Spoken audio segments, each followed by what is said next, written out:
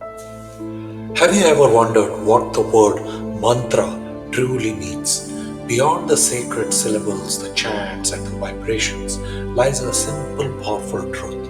Mantra is a Sanskrit word that comes from the ancient language, and like all Sanskrit words, it carries deep meaning hidden within its syllables. Mantra is made up of two parts: man, which means mind, tra, which means tool or instrument. So a mantra is literally a tool for the mind. Why a mantra is more powerful than just a word?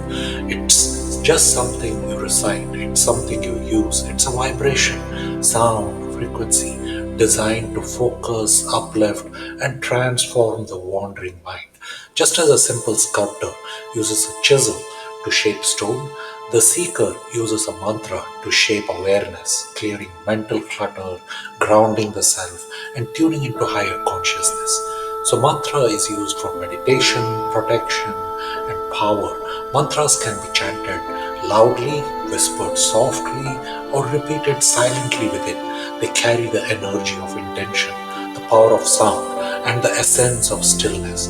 From Om to Gayatri, from Vedic hymns to seed syllables, each mantra acts like a tuning fork, signing your mind with the cosmic rhythm.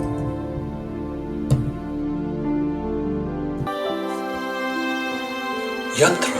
In the vast tradition of Vedic wisdom, there exist sacred tools not made of matter but out of geometry, intention, and vibration. One such tool is the yantra, a powerful symbol used for alignment, focus, healing, and control. Yantra is again a Sanskrit word breakdown. The word yantra comes from the ancient language and it holds a deeper meaning embedded in its syllables.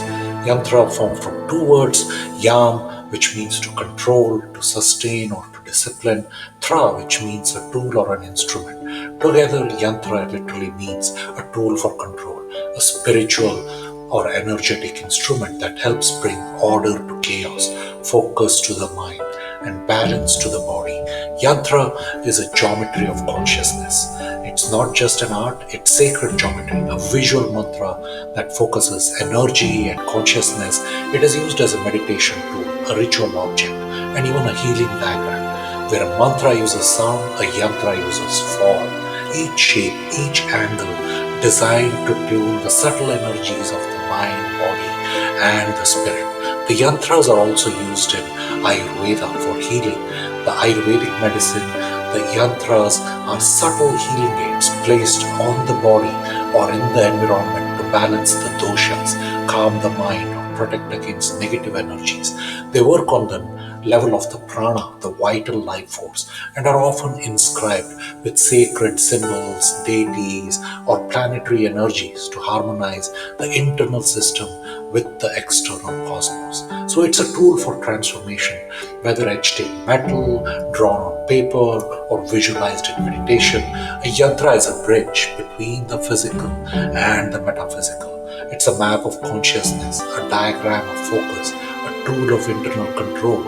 Used with awareness, it becomes not just a symbol, but a doorway. So the next time you see a yantra, remember it's not just geometry, it's a Sanskrit science of energy, a tool to help you control the mind, balance the body, and awaken the spirit.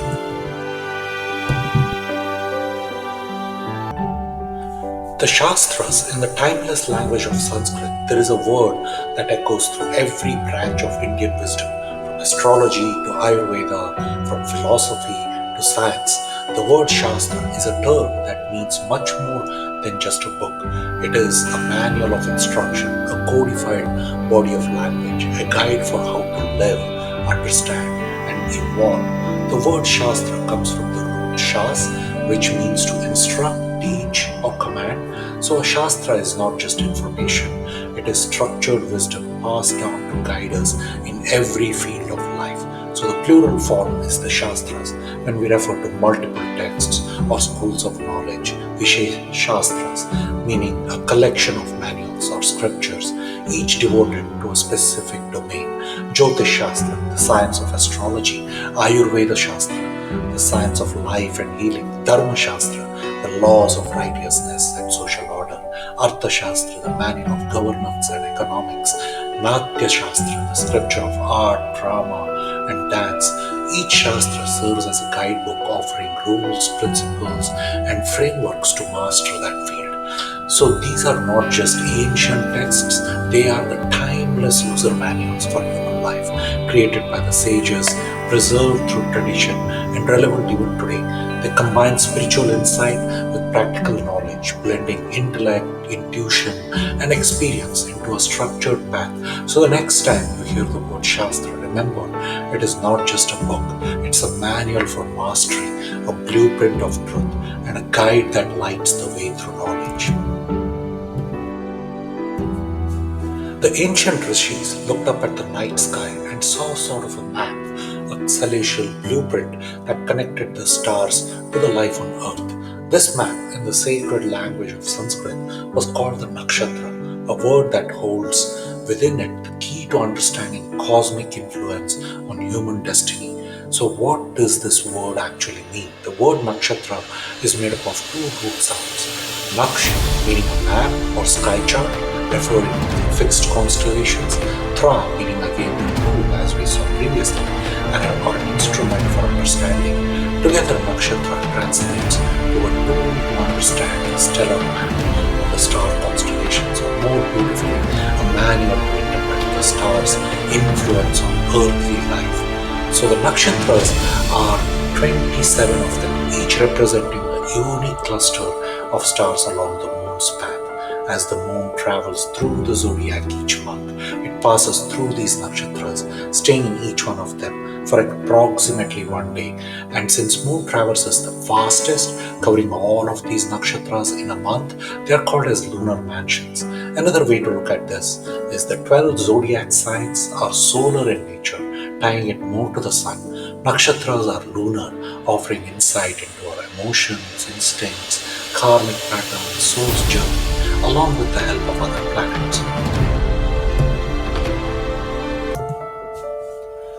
The rishis of ancient India created this 27 lunar mansions sky map, not just to track time, but to understand the very rhythm of life itself. What they saw was not chaos, but cosmic precision, a celestial language written in the stars. And from this divine insight emerged the system of nakshatras. The sky being a 360-degree circle, the rishis divided this circle into 27 equal parts, giving us the measure of 360 degrees divided by 27 of 1320, the exact span of each nakshatra. As the moon travels across the zodiac each month, it spends about one day in each of the nakshatras, bringing unique energies and psychological patterns of life. Three sets of evolutions are tied to his cosmic journey, but the brilliance of the rishis didn't stop at division. They recognized a deeper spiritual structure hidden within the 27 nakshatras. They grouped them into three sets of 9, each representing a stage of evolution in both the cosmos and the human journey. The first set, nakshatras 1 to 9, are for beginnings and creations. These nakshatras signify birth, inspiration, desire, growth, and new possibilities. They hold the energy of initiation and formation, the spark of life itself. Example, nakshatra Ashwini, which is swift beginnings, Rohini, which is fertility and growth, Ardra, which is awakening. And the second set of nakshatras from 10 to 18 with transformations and changes. This middle set reflects the different tests, the karmic shifts, learning and challenges. It's where the soul is forged into a new entity and refined through transformation. Examples like Magha with ego and lineage, Swati with independence, Anuradha with devotion through discipline. That's how the second set is from 10 to 18. The third set, which is nakshatras 19 to 27, are about completions and transcendence. These final nakshatras represent release, mastery, and spiritual evolution. They are associated with letting go, moksha, and transition into the infinite. The examples of Mula, which is the destruction of illusion, Shravana, which is the sacred listening, and Revati, which is compassionate closure. The nakshatras are not just the star maps, they are a soul journey, a celestial curriculum from birth to liberation. Each person is born under a specific nakshatra known as the Janma Nakshatra, and it becomes your karmic signature, shaping your thoughts, emotional responses, and life path. To know the nakshatras is to know the rhythm of the sky and the rhythm of your own soul. For in these 27 constellations lie the steps of life, death, and divine realization. The combination of 12 Rashi or zodiac signs along with the 27 nakshatras is a precise and divine wheel of energy, divided and measured with incredible intelligence. The zodiac with the 360-degree circle representing the complete journey of the sun, moon, and the planets across the celestial sphere. The rishis divided the sky into 12 rashis, with each rashi spanning 30 degrees, 27 nakshatras with each spanning 13 degrees and 20. Each rashi contains two 1/4 nakshatras, meaning that over the span of one zodiac or rashi sign, the moon passes through three different nakshatras. Since it is 1/4 of a nakshatra that needs to be assigned, each of the nakshatra was divided into four parts, also referred to as padas. The rishis spoke of the sky not just as a physical expanse, but as a living library, a place where all desires, actions, thoughts, emotions, and karmas are recorded in a divine light. These 27 nakshatras, with each one and their four padas, act as a celestial archive, an ethereal record we now call as the Akashic records. The nakshatras are the Akashic records of the sky, the gateways into the cosmic memory. Each nakshatra stores specific karmic themes, psychological patterns, and archetypical energies. They are the invisible script writers behind the birth chart.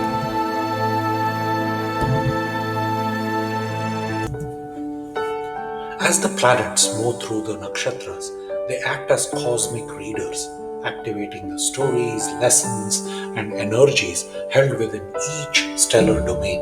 For example, when the moon moves through Ashwini Nakshatra, it picks up the energy of swift beginnings and healing. When Mars crosses the Mula Nakshatra, it taps into the destruction, rebirth, or in other words, transformation. Each planetary transit becomes a trigger, unlocking a unique karmic code embedded in the nakshatra, and it is linked to the 12 houses and the 12 rashis. But how does this really affect all of us? This is where the birth chart comes alive. The nakshatras are superimposed onto the 12 rashis, and these in turn are mapped into the 12 houses of the personal chart. Now the horoscope or the Janma Kundali becomes a three-layer entity, with nakshatras at the highest level, planets becoming the second layer, and the placement of these planets into the 12 houses and the 12 rashis becomes a third layer. So when a planet travels through a nakshatra, it's not just passing through space, it's also activating a specific house and rashi, thereby influencing an area of your life like career, emotions, relationships, or health. For example, Venus transiting through Swati Nakshatra in Libra of the 7th house may bring new karmic relationships or spiritual partnerships. Nakshatras are the living forces in cosmos, each carrying unique energy, symbolism, and karmic flavor. But there's a deeper layer to these 27 celestial gateways. Each nakshatra is divided into four parts called as padas. The four padas or the corridors give us even more precision, pinpointing not just the nakshatra but the exact elemental vibrations you are born under. The four padas and the elements, each spanning about 3 degrees and 20 each, and each one of these four padas correspond to one of the four classical elements of nature, the eternal building blocks of both the cosmos and the human psyche. Pada 1 is associated with fire or Agni. Pada 2 is associated with earth or Prithvi. Pada 3 is associated with air or Vayu. Pada 4 is associated with water or Jala. So whether you are born in Ashwini Pada 1, which is fire, Punarvasu Pada 4, the element of your Pada fine-tunes the qualities of the existence and exerts some influence from the nakshatras, shaping your behavior emotional nature, and even your dark path. It's like fine-tuning a note on a cosmic instrument. The nakshatras give the melody and the pada gives the tone. Knowing your nakshatra and the pada is like knowing your star's intention, helps in deeper birth chart interpretation, refines personality traits, emotional responses, and the soul inclinations. The four elements fire, earth, air, water cycle through every nakshatra, ensuring that all aspects of existence flow through each star in a balanced rhythm. So the next time you explore the nakshatra, don't stop there. Look deeper into the pada itself, the elemental spark that fine-tunes your cosmic identity. Since each Rashi gets 9 padas, certain Rashis get more padas with specific elements of fire, earth, air, or water.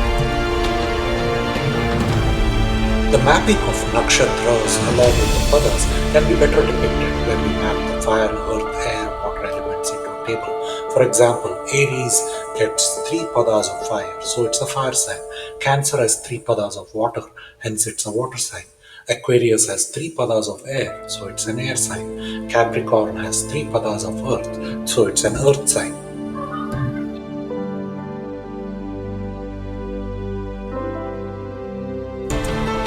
The nakshatra padas carry specific attributes when associated with the elements. The fire padas or the Agni Tattva is used for action, leadership, transformation. The earth padas or the Prithvi Tattva is used for stability, wealth, and practicality. And the air padas or the Vayu Tattva is used for intelligence, communication, and ideas. The water padas are for emotions, intuition, healing. So the padas can be used specifically for doing specific activities, and they are very conducive to some activities depending on some of the attributes and the planet influences, the moon influences, with a lot of other factors.